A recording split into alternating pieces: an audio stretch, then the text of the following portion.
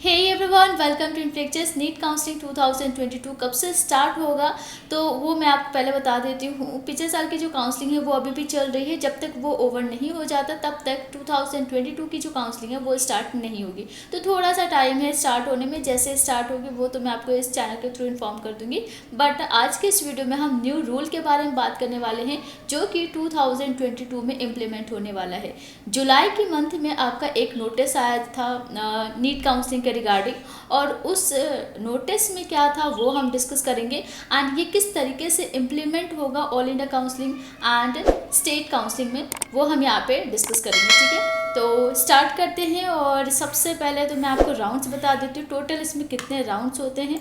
पहली बार आप काउंसलिंग करोगे और ये सारी चीज़ें जानना ज़रूरी है। हमने ऑलरेडी प्रीवियस ईयर बात किया था complete process step by step, वो चाहो तो आप देख सकते हैं। यहाँ पे मैं आपको बता दूँ, नीट यूजी मेडिकल काउंसलिंग जो होती है उसमें 4 राउंड्स होते हैं और ये चारों ही राउंड्स ज़रूरी नहीं है कि कंडक्ट हो। ये डिपेंड करता है सीट्स कितनी वैकेंट है। अगर सीट्स वैकेंट रहती है उस केस में फर्दर राउंड्स कंटिन्यू होते हैं। जो आपका रेगुलर राउंड होता है वो राउंड 1 एंड राउंड 2 होता है। अब यहाँ पे राउंड 1 राउंड 2 और उसके बाद जो सीट्स वैकेंट रहती है तब जाके आपका मॉपअप राउंड होता है। एंड ये जो स्ट्रे वैकेंसी राउंड है ये बेसिकली ऑफलाइन होता है, और जो आपके इंस्टीट्यूट्स या यूनिवर्सिटीज़ है वो इस राउंड को करवाती है, और वो भी उस केस में जब सीट्स वैकेंट होती है। अगर सीट्स नहीं है तो स्ट्रे वैकेंसी राउंड नहीं होगी। ये आपका all India quota and state quota, इन दोनों के लिए सेम राउंड्स होते हैं एंड सेम प्रोसेस होता है। ये तो बेसिक इन्फॉर्मेशन है। ऑल इंडिया कोटा में आपकी टोटल 15% सीट्स फिल होती है एंड स्टेट कोटा में टोटल 85% सीट्स फिल होती है। अब यहाँ पे ऑल इंडिया कोटा में कौन कौन से इंस्टीट्यूट्स होते हैं जो 100% सीट्स फिल करवाती है, जिसमें आपका सेंट्रल यूनिवर्सिटीज़ या फिर डीम्ड यूनिवर्सिटीज़ आ जाता है। लाइक आपका एम्स है, ठीक है। इसमें जितने भी MBBS एंड BDS के सीट्स है वो ऑल इंडिया कोटा के थ्रू ही फिल की जाती है। एंड इसके बाद है BHU, जिपमर भी है आपका, एंड एम। तो यहाँ पे जितनी भी सीट्स है 100% सीट्स आपका ऑल इंडिया कोटा के थ्रू फिल की जाती है। तो उसके लिए आप ऑल इंडिया कोटा में काउंसलिंग कराएंगे। नेक्स्ट यहाँ पे स्टेट कोटा के लिए आपके पास पर्टिकुलर स्टेट का डोमिसाइल होना चाहिए। काउंसलिंग जो है वो MCC कराती है। MCC सिर्फ उन कोर्सेज के लिए काउंसलिंग कराती है जिसकी मैं बात कर रही हूँ यहाँ पे MBBS, BDS and BSc nursing.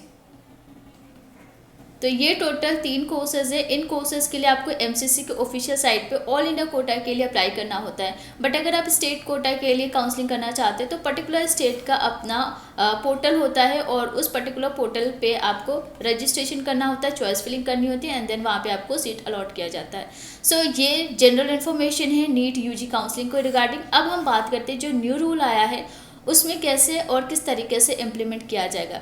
And ये बहुत इंपॉर्टेंट रूल है जिसको बहुत क्लियरली समझ लेना है। तो आइए बात करते हैं। सबसे पहली बात तो जो अपग्रेड का ऑप्शन होता है, अपग्रेड, ये आप पर्टिकुलर कमिटी के लिए ही अप्लाई कर सकते हैं। जैसे अगर आप ऑल इंडिया कोटा के लिए अप्लाई करते हैं और इसके थ्रू जो भी आपको सीट अलॉट किया गया है उस केस में आप यहाँ पे अपग्रेड करना चाहते हो तो आपको ऑल इंडिया कोटा के लिए ही अपग्रेड करना होगा।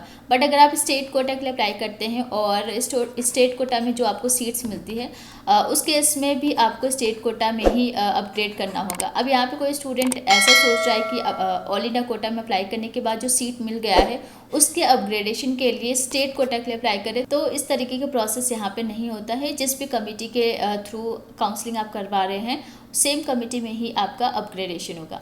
ओके, तो ये चीज़ तो क्लियर हो गया है। न्यू रूल क्या है उसके बारे में हम बात कर रहे हैं यहाँ पे।